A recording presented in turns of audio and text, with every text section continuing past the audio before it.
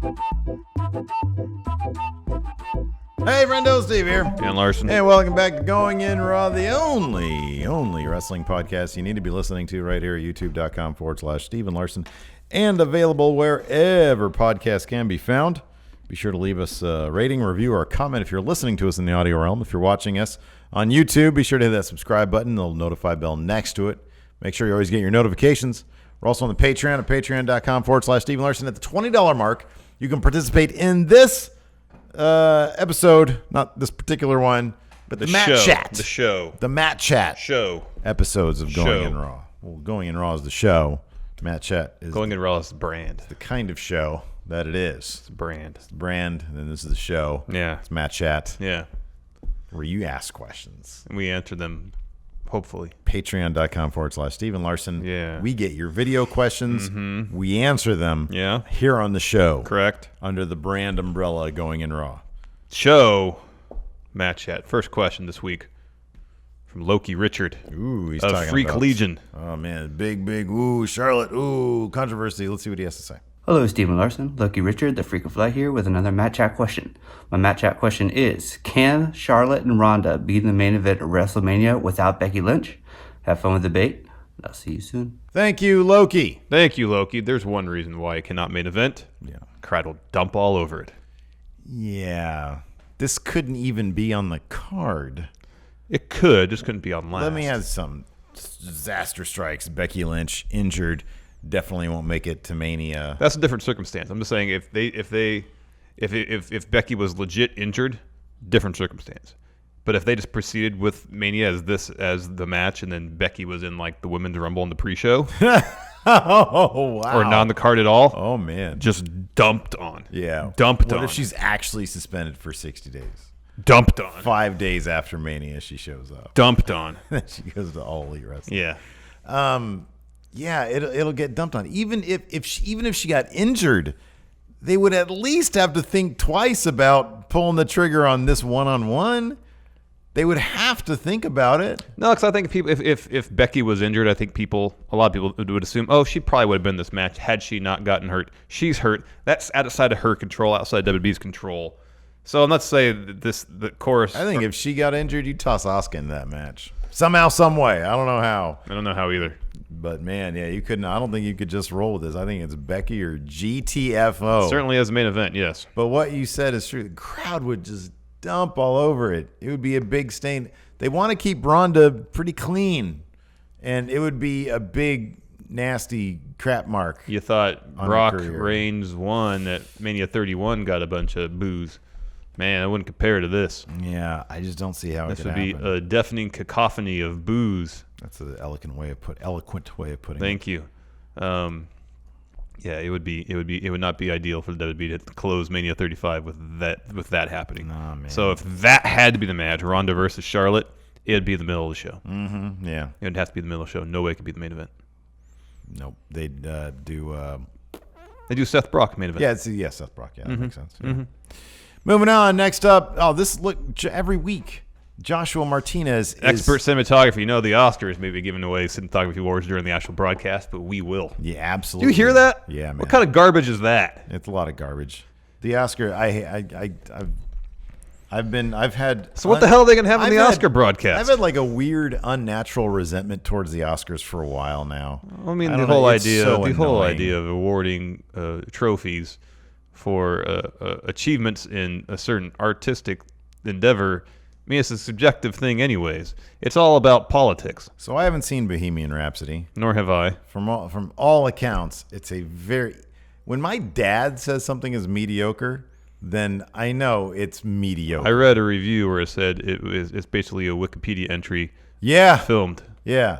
There is a segment on Twitter where somebody had like a bit of the actual film. I'm assuming it hasn't been doctored. And it says, man, this thing actually got nominated for editing and for Best Picture, but for editing specifically. And it was a horrible little bit of like way too many cuts in this one little sequence. It just looks really, and that's probably going to win Best Picture.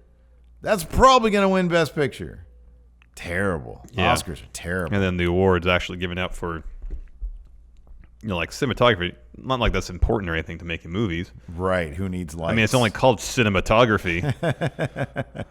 Not like editing's important. Yeah, right. What, he's going to have one take? Yeah. Man.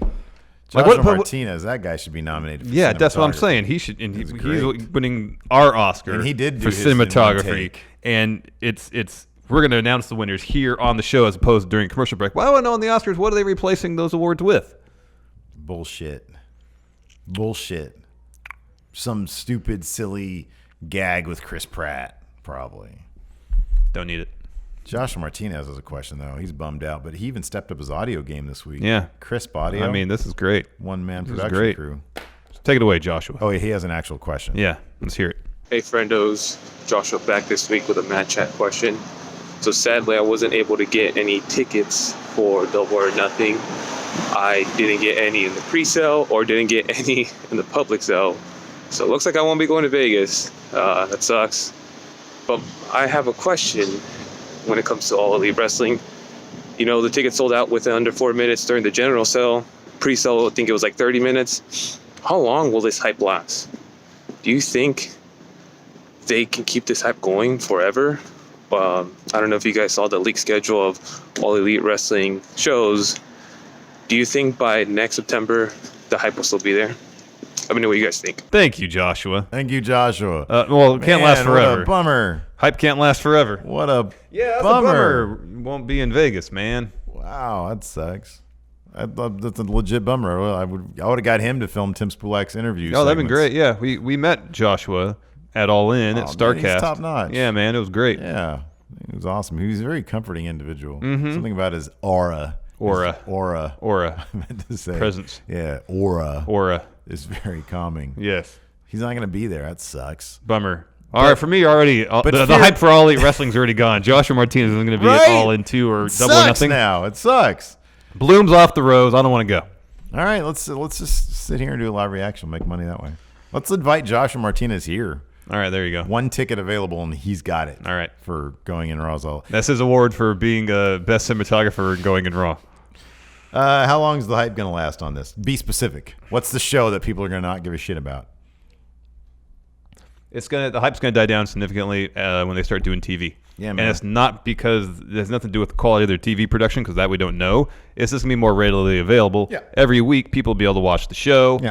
And so the hunger, the thirst to see their product won't be what it was. If the leaked schedule of events is true and we get weekly television actually broadcasting from October by whatever, we're in February now. If they do Double or Nothing 2 in next February, yeah, it's probably not going to be a 4-second sellout or 4-minute sellout. 4-minute sellout, no. It's probably not going to be that. I will say this. The schedule they have laid out is smart.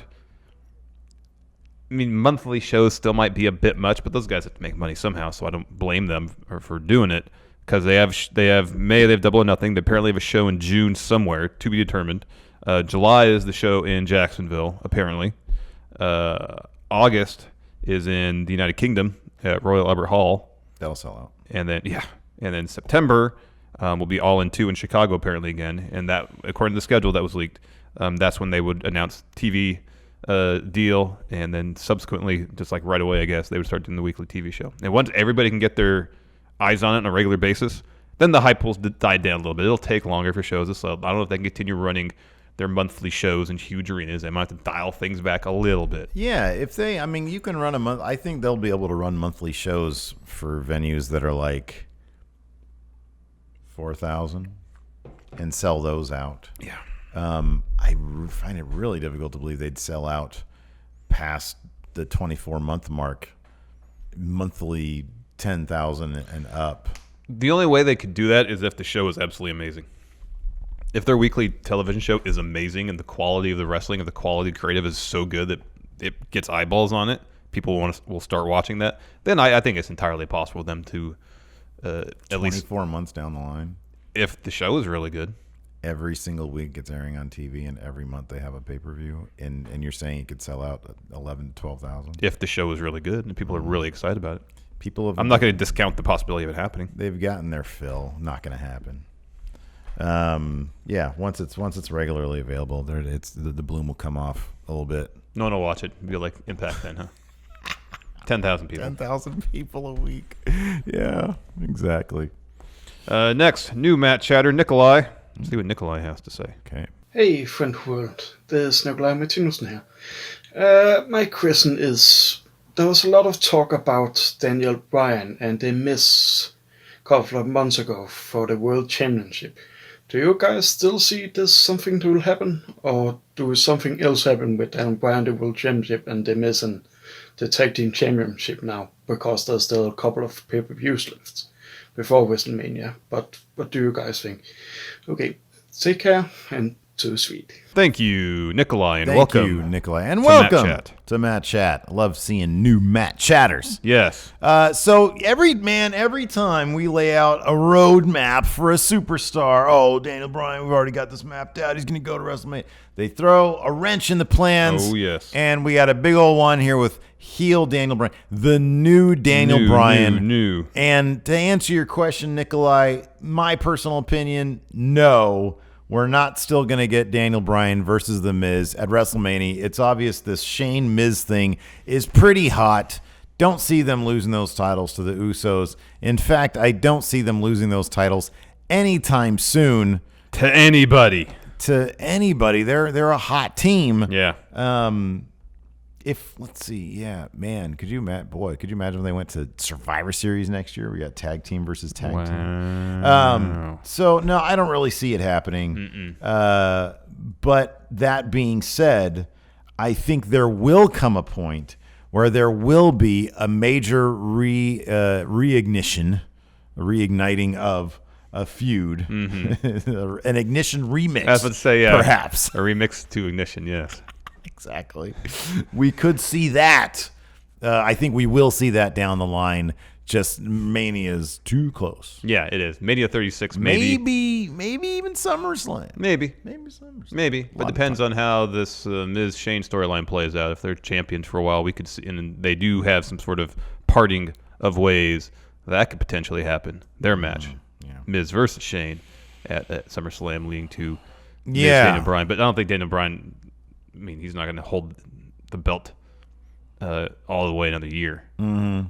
You know, if he's champion Mania 36. They let AJ have it for a very long time. It's possible. It's possible. I think. What do you think? Let me ask you this: take yourself out of the equation, because I know you and I both personally have loved the new Daniel Bryan stuff.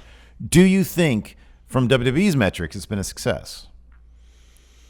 Feels like they really like it. It has a vibe of them really liking it. It does, but I don't know what their metrics for success are. Yeah, me neither. If it's ratings, then no. I'll say this. I do get the feeling that we might see a change in general philosophy once October rolls around and things go to Fox. Yes. I'm not sure we'll see. And like right now, it's entirely within the realm of possibility that a dark horse candidate months down the line, Mania, post-Mania, like a Mustafa Ali, they might experiment with him as champion. Or even Kofi Kingston. I could see them experiment with that. Yeah. I think once Fox gets their hands on SmackDown, they will probably want more what they would consider marquee names holding that title, assuming the status quo remains the same and they get the WWE lineage. Yeah, we'll have to see.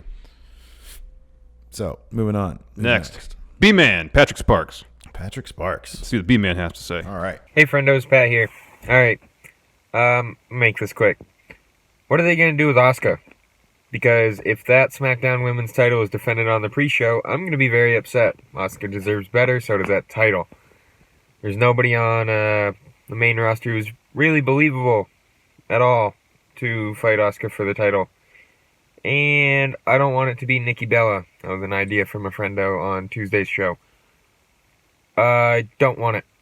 So, who gets called up from NXT to feud with Asuka? Or how do they make it relevant enough to go on the main card? Thanks, friendos. Bye. Thank you, B-Man. So, Larson, what's going to happen with Asuka? I'm sorry, everybody. I'm sorry. Whoa. You went first last time. Yeah. Stop. Get some help. I'm nearly certain that Asuka Actually, not nearly certain. I wouldn't even thought about it, except I think there at the bottom mentioned in chat for our SmackDown recap the possibility of Asuka taking on Nikki Bella. That's not a pre-show match. That's not a kickoff show match. Wait, I'm sorry. Does There at the bottom have inside information? I don't know. I wonder if he just threw it out there. He just thought it. And I saw that. I was like, oh, yeah, that's a possibility. That's a high-profile match for Asuka. That wouldn't be on the kickoff show. Yeah. So, sure, I'll be into that. I'm bummed out that Ember Moon got hurt because I thought if they'd built it right, we could have had Ember versus Asuka, and that's not a kickoff show match. It is. No, Where is Ember Moon? She's hurt. Oh, man. She had elbow surgery. Oh, crap. Like right after the Rumble. Oh, I forgot. Literally right after the Rumble, they announced it. So I had thought Nikki Cross, because they had a great match, last women's standing match in NXT. Again, they have time to build. And then they just had Nikki lose to Ruby Riott on Raw. So evidently, that's not in the cards. So if we want to keep Asuka off the kickoff show, I think if some good creative, it can happen. I think Carmella Asuka, that's not a kickoff show match. Carmella's a two-time former champion, one-time former champion. Yeah. Not a kickoff show match, but she's a face, so I kind of feel like, yeah, it's Nikki or Carmella. Those are the two options.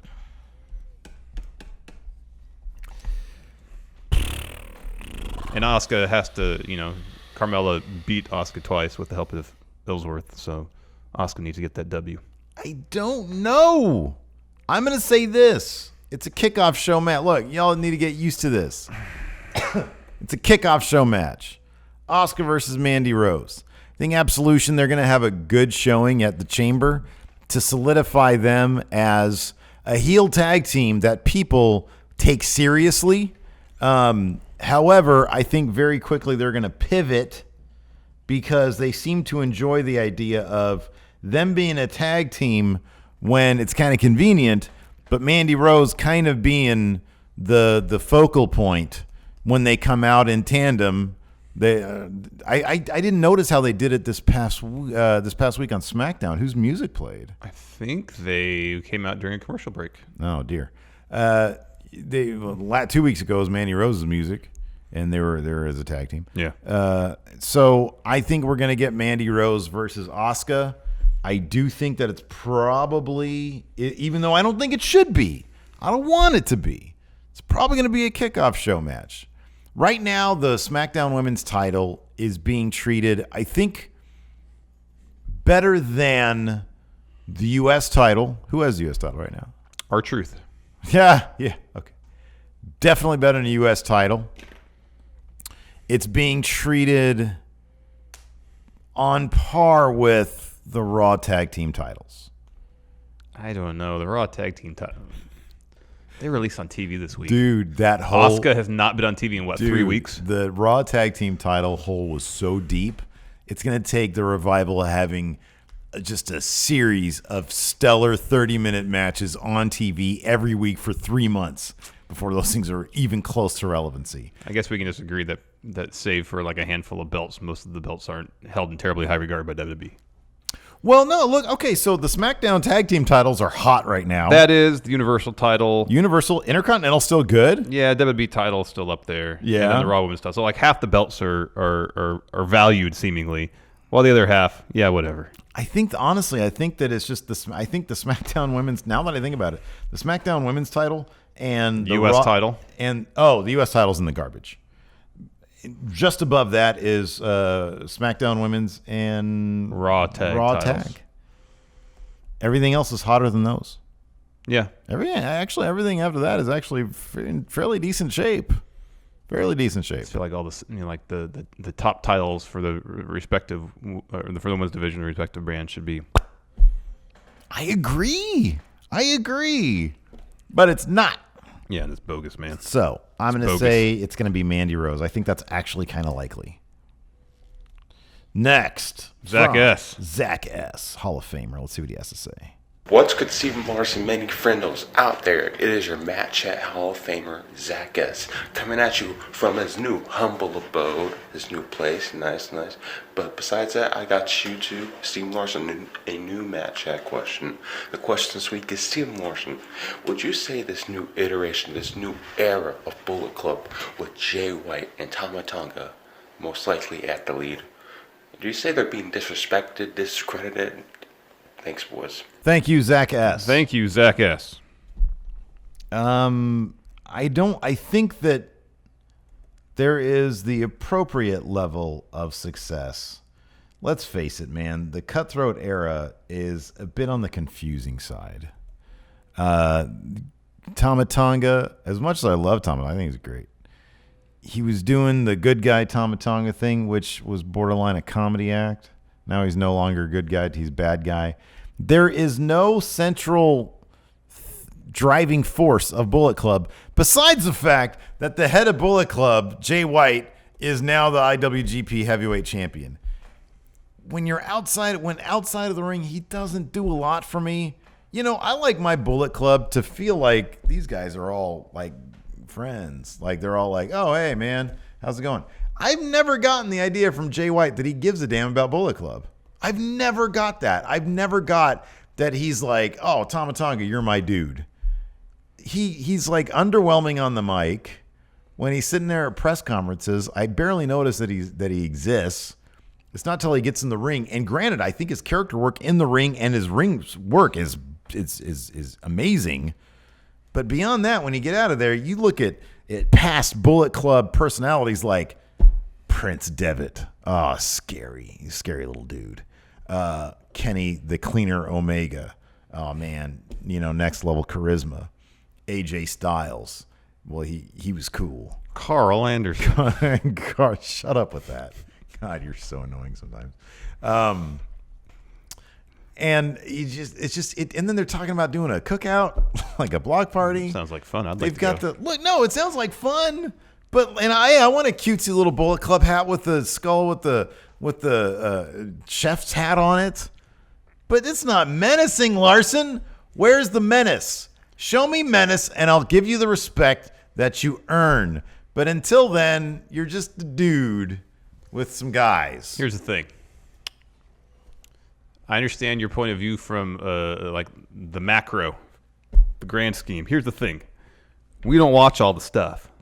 That's definitely true. So we don't know all the little story beats that are being hit along the way. We just see like the big movements, So we don't see what leads up to Tama Tonga saying, I'm good guy Tama Tonga now. We don't see what led to him becoming bad guy Tama Tonga once again. Twitter. No, there's talking stuff. Talking to what culture cultaholic on Twitter. It was all in 6-man tags. 8-man tags. Who wants to watch that? That's where they tell the stories. That's where they tell these little story beats, I man. didn't need to watch everything to understand how cool Bullet Club used to be. I didn't need to watch everything. Well, by the time you got into it, you knew of the mystique of Bullet Club. You knew of it. It had mystique. Yeah. Now they're just talking about some cookout. They're trying to they're taking a different approach to rebuilding Bullet Club. A bad approach. They're taking it seems like they're trying to make parallels between Jay White and Prince Balor or Prince Devitt. And that's a bad idea. That's a terrible idea. Well, I think to do it literally is not the best idea, but because when Prince was in New Japan, he'd do the reel with the gun stuff. Now it's Cutthroat era. It should all be about knives. I'm serious. Like, I mean, is Jay White going to people and doing this? He's doing this. He shouldn't do this. Going up to people. He shouldn't be doing that. It's all about knives for him. He should be doing this to everybody. There's no intensity to his outside the ring persona. There's none, and it's not even like subtle. There's not even like, oh man, there's a simmering subtlety to it. He just comes off as sort of a kid. Well, I mean, he's like 24. Well, we gotta watch his press conference. Yeah, I saw some stills of a different press conference where he's got like a really nice looking suit on and black sunglasses. Yeah, and he's kind of like maybe he was cooler then, leaning back in his seat and stuff. Yeah, maybe he was cooler. Was it as squeaky as yours? I hope not. Did Gato put some WD-40 on? No, I think he probably just tightened the nuts and the bolts beforehand. Okay. They're in a rebuilding mode. There's still a lot of really good talent there. I didn't talk over your argument, so shut your trap. Please explain to me rebuilding for them, because they lost Kenny Omega, the Young Bucks, Cody Rhodes, Marty Scurll, and Hangman Page, like their top 5 guys. Yeah, who else are they going to bring in, man? They brought in Jay White. They got Bone Soldier, Taiji Ishimori. I like him. Yeah, both him and Jay White are great. They still have bad guy Tama Tonga, Bad Luck Fale. Hey, and if WWE doesn't start using the club better, they might have Carl Anderson. Don't throw me the softball if you don't want me to hit a home run with it, man. All right? there's still a lot of talent there. They're rebuilding. They're trying something new. It's not going to be obviously it hasn't been a smooth transition, but it's going to be hard to have a smooth transition when you lose the magnitude of talent that you lost. They're rebuilding right now. I like Jay White a lot. When he first debuted as a Switchblade, we were like, what the heck? He's not leathery enough. He's not grizzled enough. He doesn't seem tough enough. Yeah. In the ring, I buy it completely now. I'm not that familiar with his promo work outside of the ring, so I'm not going to pass judgment on it. Mm-hmm. I just don't know. As he grew into the Switchblade character, I'm hoping he grows into the role of leader of Bullet Club. Yeah. And we'll go from there. Yeah. I have a positive attitude about it. Well, that's good. I look at what's in front of me and I say yay or nay. And in this case, so far, I don't feel like nay. Based on what I've seen, I haven't seen enough in front of me to make a decision one way or the other. Like you have, though, man. I kind of feel like you have. I haven't. Look, all I ask is just keep it real, man. I am keeping it real. It's not real. Yay or nay? Hard yay or nay, Larson? Yay or nay? Life isn't that simple, man. It is. Yay or nay? It's just not a yay or nay thing. There's a spectrum in between. Yay or nay? I don't even see what that is. It's an itty bitty little thumbnail. Itty bitty little Jay White. Look. Yay or nay? Really? That guy? That was years ago. Find the picture of him in his suit and sunglasses. Let's see here. Hold on. Look at that. Look at that. He's like 15 pounds more muscle on him than the other picture. What? He's not. Anyways, let's move on. Next, we got Therith Abada submitting a question from the Friendoverse. He looks so tiny. Look at that. Yay or nay there. If you stood next to him, you'd be thinking again about, oh, he looks so tiny. Probably not. I probably wouldn't. How tall do you think he is? He's probably about your height. Probably not. I'd be like, he's probably here's the thing about him. 5'11", 6 foot, 225, 230. He looks like a very friendly guy. Yeah, so does Finn Balor. Hey, man, how's it going? This cookout is great. It's so awesome. Love the cute Bullet Club shirt. Very clever. How about this? What if he cuts all the meat with a switchblade knife? That seems awkward. If he does it super smooth, then it would go a little ways towards building some respect. There's way there. Xena 64. He's next. Let's see what Xenos has to say. We're not going to agree on this. No, we're not. All right. Salutations, friendos. Bray Wyatt should make his comeback appearance anytime soon, and it's got me questioning because I really do want him to succeed. And my question is, how should Bray Wyatt return? Should he just come all the way repackaged? Should he just stay away from the main event, go in the mid card? How can Bray Wyatt come back and succeed as be looked as a real competitor and a real legit superstar? I want him to do well. He was my favorite a while back, but now it's just they drew him to the ground. Thank you. Goodbye. Thank you, Zenith 64. Really, all that Bray needs, he needs his mystique back. Yeah, dude. And that's probably easier said than done. Nah, man. But when he was at his coolest, it's because he had mystique. Here's how you do it. What, you're done, right? No, I'm not done. Oh, you had more? Yes. Wow. You always assume I say two sentences and I'm done. You're really on edge today, you know that? It's because you keep cutting me off, and I'm tired of it. Wow. All right, go ahead. Up to here. All right. He doesn't need any of the supernatural stuff. He doesn't need satanic powers. Doesn't need that. Satanic powers just friend the production truck. Doesn't need that. He just needs mystique. He needs a focused direction, a plan, and his mystique. And he will be over huge. Plus he's got to put some wins together against like major opponents. That's sort of the biggest thing. Yeah. But then that's pretty much it. I don't think it's like the equation doesn't seem too hard. Yeah. People want to like him. People want to get on board the Bray Wyatt train. Mm-hmm. They just be given a reason to. Boy, that's a good idea. Train engineer, Bray Wyatt. Mystical train engineer. On top of the train, man. Maybe do the supernatural thing. Ghost train. Dude, here's what you Dinosaur train. Dinosaur train. He's a conductor / archaeologist. Oh, no, shoot. Not archaeologist. Anthropologist? No. Where did archaeologist? Who digs up dinosaur bones? Archaeologist. Okay, then archaeologist. Or anthropologist. No, anthropologist. That's about humans. Okay, archaeologist then. Okay. Yeah. I thought that was just artifacts. Well, I think it deals with dinosaurs too. Okay, very well. Hey Siri, who digs up dinosaur bones? Siri didn't hear me. I got it. Paleontologist. Sure. That's what I was trying to think of. Paleontologist conductor driving the dinosaur train. You took the scenic route on that one. You could have stopped when I cut you off because you didn't really say anything of substance after that. Listen. Here's what you do, man. What do we do? Well, number one, the only thing you said that was actually true. Well, no, you said he needs mystique. He needs wins. All right, you're done. Next question. How about this? What? You rehash one of the best storylines of the Attitude Era. Terrible idea. Don't rehash anything. The higher power. He's the higher power, man. Let's move on to Theory Thabata's question. Because I do like this, though. He helps Daniel Bryan along with Luke Harper, and it all comes back from when Daniel Bryan was part of the Wyatt family. You find out that the Wyatts had planted those seeds in Daniel Bryan exclusively for this moment. He wins title. Rowan shows up. Wyatt and Luke Harper show up. They're the new Bryan family. Bree gets supernatural powers. She's Sister Abigail. Birdie can fly. Cause get it, Birdie? Yeah, I get it. Flying babies? You should have stuck what you had written down here with Wyatt Compound Cookouts, few with heavy machinery. Well, I feel like I went heavy on cookouts in the previous question. Well, then you could have just been consistent throughout. Let's just go to Thayer Thabata. He's got a question from the Friendoverse. Thayer Thabata. Take it away, Thayer Thabata.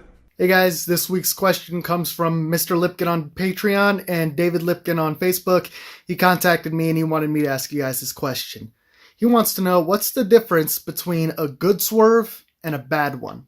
Thank you, Thayer Thabata. I'm going to answer Thayer Thabata's question first.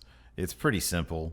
The difference between a good swerve and a bad swerve is a good swerve is if the audience gives the appropriate reaction you're looking for.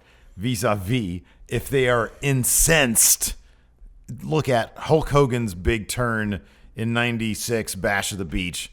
Crowd threw garbage at Hogan. The WCW crowd just kind of did that regardless, though. Yeah, they're like, this product's garbage. But it's like, okay, wow, sort of made sense. They looked at Hogan, this old guy, not getting good reactions anymore. What's he going to do? Desperation, goes bad, reinvigorates his career, aligns with a couple of cool guys like Kevin Nash and the denim sporting Scott Hall. So, okay, crowd, wow, really into this. Big reaction, great swerve, maybe best swerve of all time. Then you looked at a swerve that was a bit on the confusing side. Austin turns heel to win his match against The Rock, shakes Vince McMahon's hand. Yeah, it was a great match, but a crap ending because people are like, wait a second, what? This doesn't make any sense. People, it just sort of, and sure enough, it ended up tanking the WWE's ratings. WWE never reached those heights again in terms of TV ratings. So basically, you're looking at, did your swerve, was it effective? You can look at the audience reaction. Are they into it? Did they give you the appropriate response? Or are they just simply confused and kind of annoyed? Yeah, pretty much. It has to make sense. Mm-hmm. Like people, as you said, people can't be sitting there watching the swerve go down and thinking, why is this happening? Mm-hmm. They have to be, why is this happening? Oh my God, I can't believe it. But also, it can't be too predictable. I'll go back to, what was it, like a War Games match where Kurt Hennig swerved the Horseman? Yeah. Well, yeah. Yeah, that dude swerves everywhere. That was the most obvious swerve you could see coming, and it wasn't satisfying because, oh yeah, this is totally going to happen. Yeah. Any time, it was the thing is like any time somebody would like take off their shirt and they had an NWO shirt underneath, like at a certain point it just became predictable. Mm-hmm. It's like, oh, these two guys are going to fight. Oh, I bet that guy's going to join NWO. Yeah, it wasn't really a swerve. It was predictable. And sure enough, it happened. At that point, like the swerves were just like lame because like, oh yeah, that makes sense. I was going to do that. Mm-hmm. Nobody cared anymore. Mm-mm. You need people to care. Yes. I care about A.O. Worm, and he's got a question now about a new talent on the scene. Well, new to many people anyways. Let's take a look. What's good, friendo? It's your boy A.O. Worm here on the Match Chat question. All right, Steve Larson. I'm going to throw some matches out there with a certain superstar in AEW by the name of Sonny Kiss. And I want to know which match would you pay money to go see. Would you like to see him versus Naomi, Bianca Belair, or Velveteen Dream? Let me know what you guys think about those scenarios and which match would you like to see most. All right, guys, take it easy. Too sweet, hearty handshake. Thank you, Ale Worm. Oh, I got to go first. Yeah. I'll go Bianca Belair. Okay. She's great. Yeah, she's great. Admittedly, I wasn't that familiar with Sonny Kiss's work. I'd seen a little bit, and when he was in Lucha Underground, is when I kind of took a break from it. But we watched some of his stuff before we started today. He's great. Yeah. He is great. Mm-hmm. Really looking forward to see what he does in All Elite. I think a feud between... Your answer's right, too. There's no wrong answer amongst the three options that A.O. Worm gave us. There is my answer. No, I said there's no wrong answer. Right. It's the other two that aren't mine. Anyways, I think Sonny Kiss versus Bianca Belair would be fantastic. Great promos, great matches. That's what I'm going with. I'm all about character work and good in-ring work. Velveteen Dream. Nobody does character or in-ring, the combination of the two, better than him to get the reaction out of Velveteen Dream that a Sonny Kiss could bring. It's all about how Dream reacts to his opponents, which is very, very amusing. And so I think this could be like next level. This could be a lot of fun.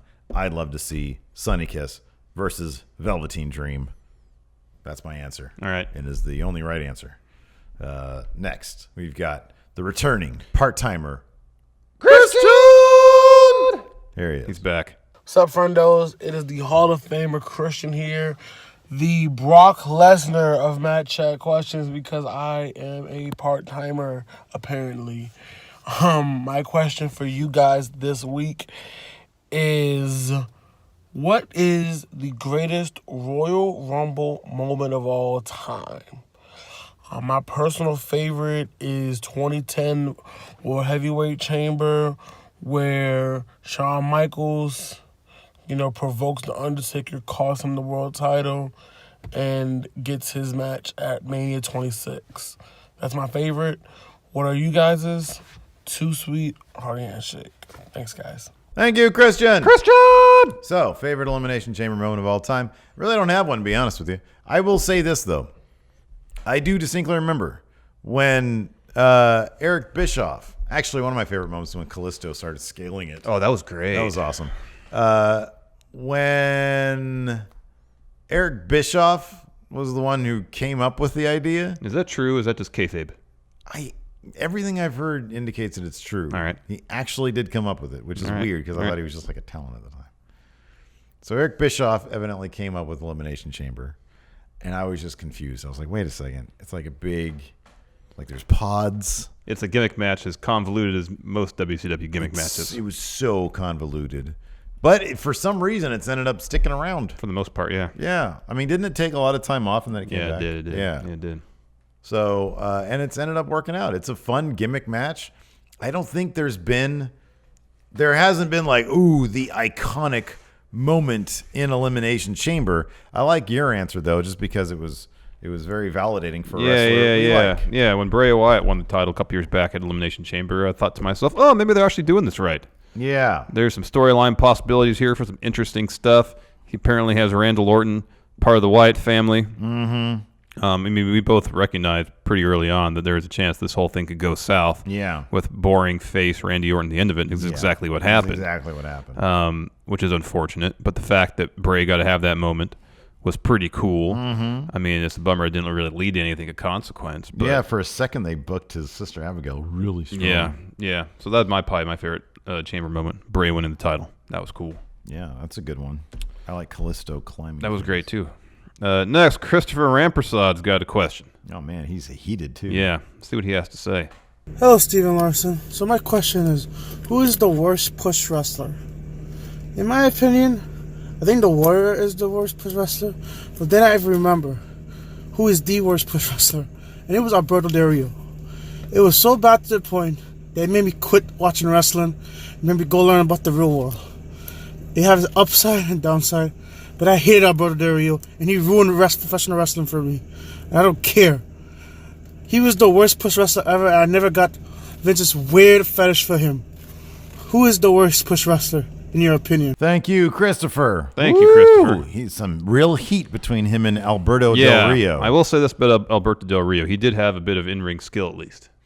Yeah, he was okay. He was an all right wrestler. He was an okay wrestler. Yeah. I can think of a lot of wrestlers that were pushed to the moon that were largely devoid of anything resembling in-ring skill. We've both also mentioned like our theory on Alberto. When you see him in person, it's different. It's a different experience than when you see him through the lens of the TV. Mm-hmm. So that's kind of. I wonder if it's even a different experience seeing him how we did at a small show versus the huge production of WWE. Could be. Anyways, Sid, terrible wrestler. Wow. Garbage wrestler. Ouch. Awful wrestler. Whoa. Just good enough a promo guy to make him interesting. Yeah. Also, he nearly killed Arn Anderson. Yeah. How he stabbed him a lot. How he didn't end up in jail because of that is beyond me. That is weird. Also, he wasn't reliable because he would go off to play softball apparently in the middle of his contracts. Yet he still receives push after push after push. He got Hogan like immediately. Yeah. That's crazy. Yeah. Yeah. And they were going to pass the torch from Hogan to Sid. Yeah. Sid was going to be the guy. Yeah. But he wanted to be a heel. Let me ask you something. Who would have made a worse the guy? Lex Luger or Sid? Well, I mean, Sid would disappear. Both horsemen. Sid would just up and disappear in the middle of his contract because he wanted to play softball or something. So you're advocating Lex Luger the guy. Yeah. Yeah. Yeah. Luger at least seemed dedicated. You know? Man, is there a case for Luger as worst push wrestler? Boy, they really killed his push. Anyways, the answer is Ryback. I still, when the idea that he went to Vince McMahon and said, John Cena's gone, I can be John Cena, is great. Like, have ambition. That's good. Be ambitious. That's great. But he was such a throwback to like the warrior type wrestler where he wasn't really that good of a wrestler. He wasn't a very good promo guy. But he was huge because he would destroy people. And in the ring, he'd say stupid and feed me more, and people got into it. Do you remember what people would chant from the get-go? Yeah, they'd say Goldberg. Yeah. Yeah. All they did was they just saw him as another one of that, and we saw the shelf life on Goldberg. Well, that's actually his shelf life actually wasn't that bad. No. And if the streak can't end the way it did, something interesting could happen there. Yeah, I like Goldberg. Yeah, Goldberg's great. But yeah, no, it's Ryback. It's probably because it was weird because we were in the era of like CM Punk and like Daniel Bryan was getting kind of hot and stuff. And so you have like these, and it's just like pre-NXT. So a bunch of really cool wrestlers were on the Shield was like, they were doing stuff. And so you had all these really cool, this sort of next generation era of wrestlers were really starting to make their push. And then you have a guy who's like the most 80s throwback muscle guy. And it's just, you didn't see, there was nothing like ironically good about it. It wasn't like, oh man, yeah, no, totally. He's like, okay, so for example, superficially, you take a look at like Brian Cage, right? And you're like, oh my gosh, that dude looks like an 80s big muscle dude. But he can do so many cool things. He can go. Man, that dude is a spectacular. He's a good wrestler. But with Ryback, you never really got that. Like he had the thing where he'd put somebody up and shell shock. To shell shock, start walking around. Do some squats maybe. Which is like an impressive feat, of strength. Sometimes you do it with two wrestlers. Which was an impressive feat of strength, granted. But you need a little bit more than that. You need a lot more than that. You need to feed him more. Yeah. Next, the enforcer, Stevie Bradley, has a question about what's going on here behind the scenes on Going in Raw. Ooh. Take it away, enforcer. Hey, what's up, Steven Larson and all the friendos? It's the enforcer, and I got a quick question for you, or as quick as I can. Now, I will admit to you, every week, I don't watch all the wrestling. Shocking, I know. But you guys have to do it for your livelihood. That's how you get your clicks. That's how you get your super chats. How you get your Patreon. And honestly, a lot of times, it's how I get my info. But you don't have that luxury. Tell me the process of how you go week to week, watching all of these shows, providing content. How do you digest a week's worth of wrestling content that you have to cover? Let me know. Too sweet and a hearty handshake. Thank you, Enforcer. I must say that the Enforcer is a nominee as well for Best Cinematography in a Matt Chat question. Oh, man. His lighting. It's always great. His eye for lighting is great. Imagine what would happen if Stevie Bradley and Joshua Martinez joined forces. Oh, collaborated? Oh, man. Wow. Masterpiece. Be like Deakins. Yeah, Roger Deakins. Yeah. Bob Richardson. There you go. Perfect. Who did Kubrick stuff? I don't think he had a guy. Really? I don't think so. Interesting. So like Scorsese, at least in his early part of his career, didn't really have a guy. He worked with several different people regularly. But like Spielberg has his cinematographer. Yeah. So the process of going in Raw, I guess. So you and I each have different processes in terms of how we ingest our wrestling. Yes. Yeah. So I'll just start. All right. Monday, when I leave here. So Monday's like our utility day in the office. We do our podcast at 9, do overrun. And then if there's anything like loose ends we need to do, if we need to write anything, if we need to do whatever. So we don't really film anything unless we need to. That's the rest of Monday.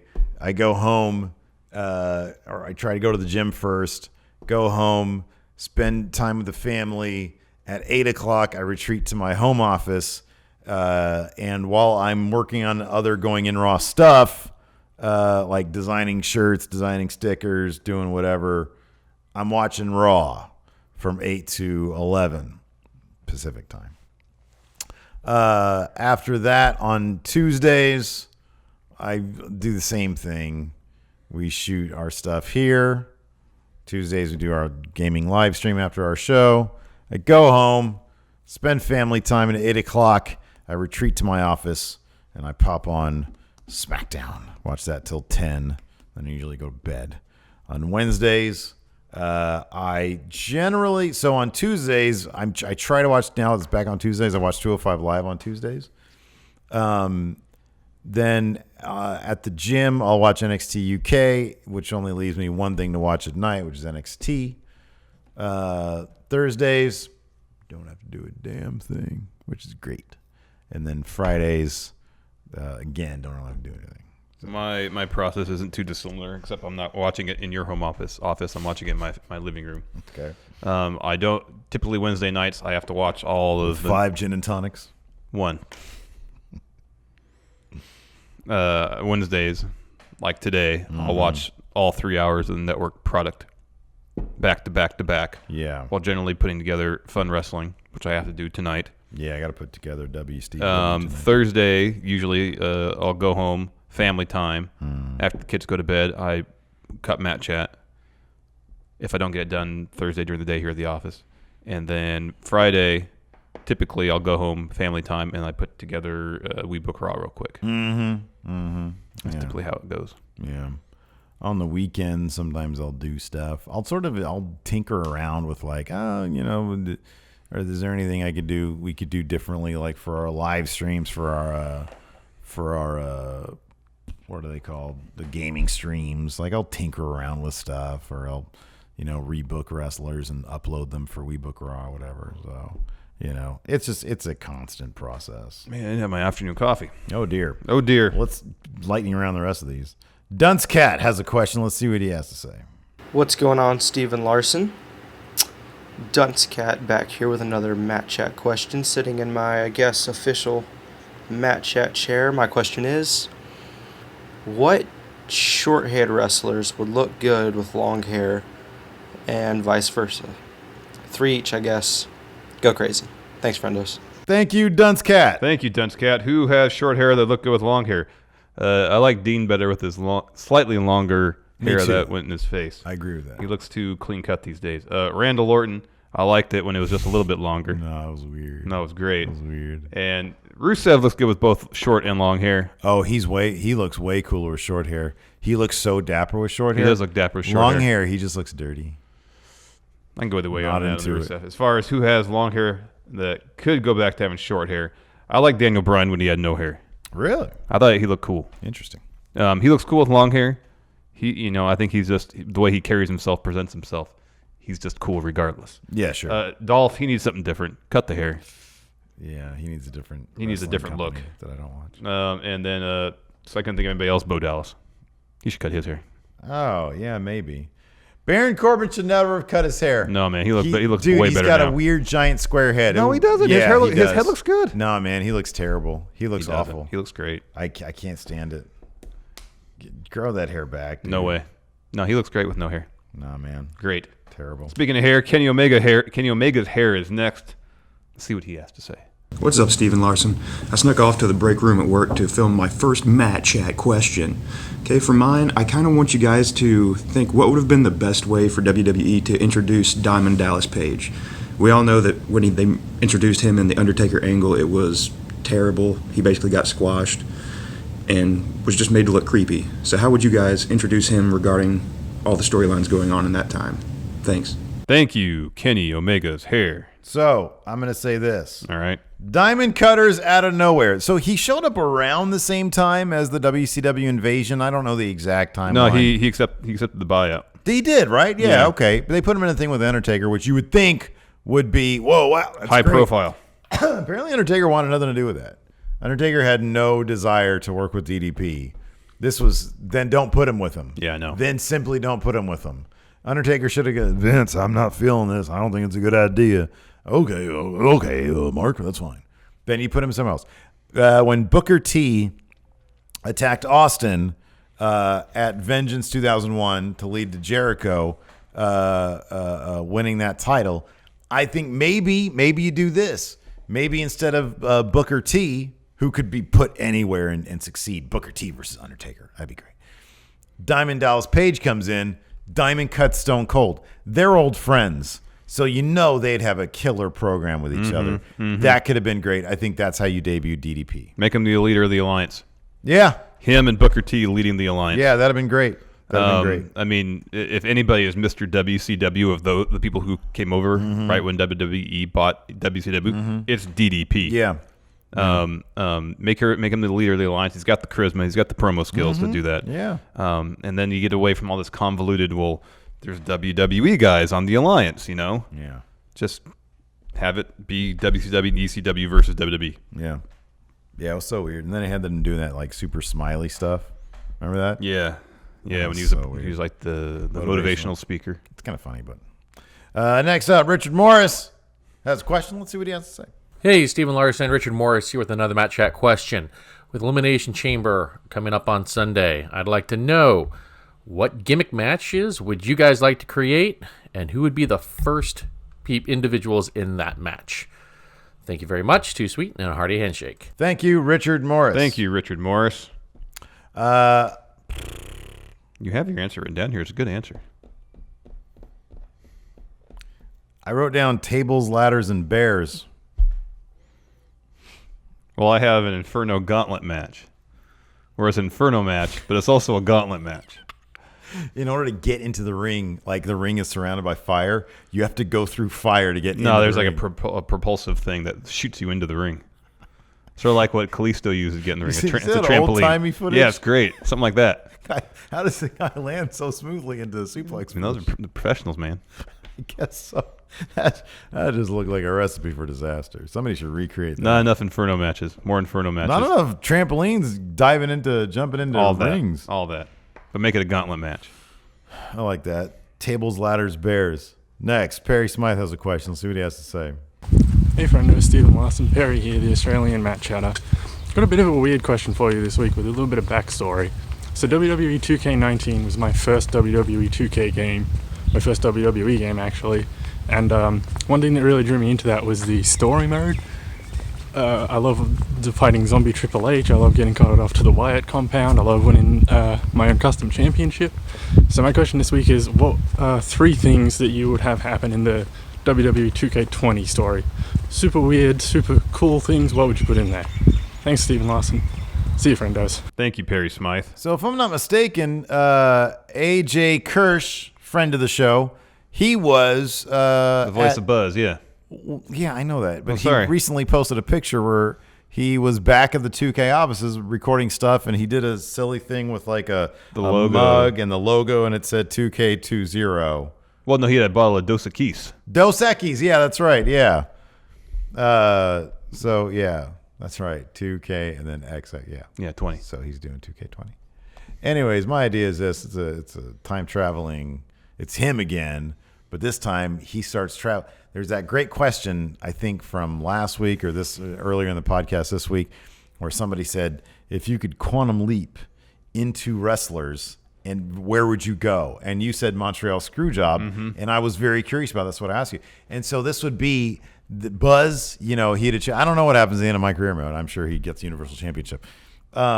He ends up stepping into a time machine and leaping from life to life, striving to put right what once went wrong. All right. But because everything like is wrestling, so like he would leap into Bret Hart Montreal Screwjob, and he would try to fix that scenario. All right. You know. I just feel like every My Career Mode just kind of follows the same template, whereas... Right! That's why you want to time travel. You start in NXT, you work your way through NXT, kind of. We had like 2 matches in NXT, maybe, when we did My Career Mode. Then you go to main roster, and then you go through stuff on the main roster, and then this year champion. It's a lot weirder. They get like the Hardy compound and Zombie Triple H. No, we haven't played through the rest of it. Focus on the weird stuff. Make it weirder. Stuff, yeah. What would be your main storyline, though? This is... I feel like you should have options. Like there should be, like in an RPG, you got various character classes, and each of those classes have different attributes. Mm-hmm. And I feel like based on whatever character type you pick, there should be a different, distinct storyline for each of them. Nice. So, like, say you pick someone that's like Bray Wyatt. Mm-hmm. So you play through, X number of hours Bray Wyatt. So part of your time is your time in the ring, part of the time is the time outside of the ring. Yeah. And so you build up the mythology of Bray Wyatt. You're going the compound. You're doing whatever Bray Wyatt does there. Or how about this? Even better, make it like a GTA 5 thing. Oh dear. Where you got your matches laid out, but then you got this map that you have to drive. You have to go make towns, city to city. I like that idea. Drive. Life on the road. You got to book your hotel rooms. Oh, that's good. You got to stop at the convenience store to get snacks for your drive. Yeah. You got to get in little misadventures along the way. Open world wrestling. Yes. Oh, I like that. That's a good one. You have a stadium that WWF is at, and then instead of going to that, you go to the one that WCW's at. You drive there instead. And you happen to have a puffy shirt in your luggage. You show up. Huge debut. You go in there and you rip your contract up. Yeah. Next from Stephen M. See what Stephen M has to say. Thought it was George Linguistic Expert Stephen M here with another match chat question. Now, earlier this week, I basically had to coup de grace my recycling bin to get the trash down on it so I could fit more in, which made me think, what wrestlers will be the best at helping around the house, and what finisher will be the supreme household chore finishing finisher? Pick one each and debate. Too sweet. Ready handshake. Shoulder link. Thank you, Stephen M. John Cena. He seems very, very tidy. Very neat. He'd be the guy who'd be going around. Exactly, and if I'm hiring him to do my housework for me. For the people listening in the audio land, I did the thing where you rub your finger on something to check for dust. Yes. Check for dust. Well, the answer is Kenny Omega. He is the cleaner. The cleaner. He is the cleaner. He's got a broom. Literally just come out with a broom. Doesn't really do that anymore. No, as far as what finisher would be best for chores, I think pretty much anything that involves throwing. So if you want to, for example, if I have John Cena, say, hey, John, take out the garbage. He puts the garbage bag over his shoulder, AA into the garbage can. That's good. Hey, John, I need you to fold my laundry. He takes the laundry basket, put it over his shoulders, AA laundry under the bed, then starts folding. I got a better one. Braun Strowman is very adept at beels. Yeah. So I think the beel is the best for that. There's a garbage over there. Beel. I think that'd be best for yard work, though. Yeah, sure. But housework. Yeah. You'd be a little more careful with household Take the chores. vacuum cleaner, beel it over there. No, see, that's it'll no just good. start vacuuming. No good. Yeah, dude. Next, Anthony. This question about gauntlet matches. See what Anthony has to say. Hey, Stephen Larson and many friendos out there. It is I, Anthony, the Canadian guy, coming at you with my match chat question this week. Now, we are coming up on the 1-year anniversary of Seth Rollins' gauntlet match performance, which we all hold in our hearts as something that was just incredible. But my question for you this week is, if you could build your own gauntlet match these days, who would you showcase and what would the order of eliminations be? Who would be the person who lasts the longest? Thanks, friendos. Thank you, Anthony. Thank you, Anthony. Remember King of the Mountain, a game we used to play as a kid, where someone was at the top of some sort of structure or hill of some sort, and they'd fend off all comers? Yeah, I love that. That's what King of the Ring should be now. King of the Ring, and it's a pay-per-view long gauntlet match. Yeah. 2 people start, and whoever comes out at the end of the pay-per-view after X number of competitors, 10. Yeah. They're the new King of the Ring. How about this? Gauntlet weekend at Access. This is great because you just stroll by the Gauntlet ring and the entire weekend is a gauntlet match. 2 a.m, gauntlet match still happening. The 5 people, yeah. They always have a camera set up. And they get 200 wrestlers or whatever because it's WrestleMania weekend. Across, WWE has 300 performers? Yeah. Every single one of them. Load them up. Load him up. Who wins this gauntlet weekend? Mustafa Ali. That's a good answer. Yeah, man. And you know what? He starts number 1. There you go. Yeah. Andy Nero. Brother Nero, we've come to the end of questions. He's got one last one. See what he has to say. Hey friendos, it's the nice guy Andy Nero here with a match chat question. Just taking a few moments away from taking care of the youngest friendo, confirmed youngest friendo, my son Jacob. Just a quick question today. Obviously I received my friendo care package the other day, which I'm really happy about. Cheers. The question I want to ask is, we know that Dijakovic is top-notch super best, but who is WWE's Mecha Santa? Too sweet. Hi, handshake. Take care. Bye. Thank you, Andy Nero. What do you have to say, Steve? As Andy Nero points out, Dominik Dijakovic is top-notch. But you can't boil Mecha Santa down to just one guy, not one person. Give me a break. Mecha Santa is the perfect conglomeration of these people. Bruno Sammartino, Vince McMahon, just the genius mind of wrestling, and then the greatest wrestler of all time, Bruno. And then also, because he's a supernatural being that spans dimensions, that one time they signed God for like a one-day contract to fight Vince, that's Mecha Santa. And then also Hulk Hogan, because he's like the best politicker who always has the title. So it's all those people combined into one great being. But then also there is, this is literally true, the face of Chris Benoit turned upside down is sort of overlaid on his face because that was part of the creator wrestler process. All that is the one being Mecha Santa. There you go. Lars Sullivan, maybe. What? Lars. What? Lars Sullivan? Yeah, why not? Mecha Santa doesn't deal with anxiety issues. He's not scared of anything. He's not anxious. Kayfabe, Lars Sullivan. He just doesn't like potlucks. Oh, his loss. You should try some new food sometimes. All this food looks coughed on. Well, he's a supernatural being. He shouldn't concern himself with germs and such. Kathy, did you just fart near the pasta? Again, supernatural beings. You know, my olfactory senses are not offended by the likes of humans are gross, vile creatures. But he does like he likes the idea of a potluck. When he gets there, he's like, this is underwhelming. Somebody took all the enchiladas. Why would somebody bring a pan of only... It was probably Steve. why would somebody bring only a pan of 5 enchiladas? And then Steve's over there with the entire pan. Little does he know that Steve brought that pan of enchiladas for himself. That's the best swerve there is. Anyways, thanks so much for watching Matt Chat. We appreciate it. If you want your question on Matt Chat, it's real easy. $20 to Patreon. Patreon.com/Stephen Larson. Until next time, talk to you guys. Bye.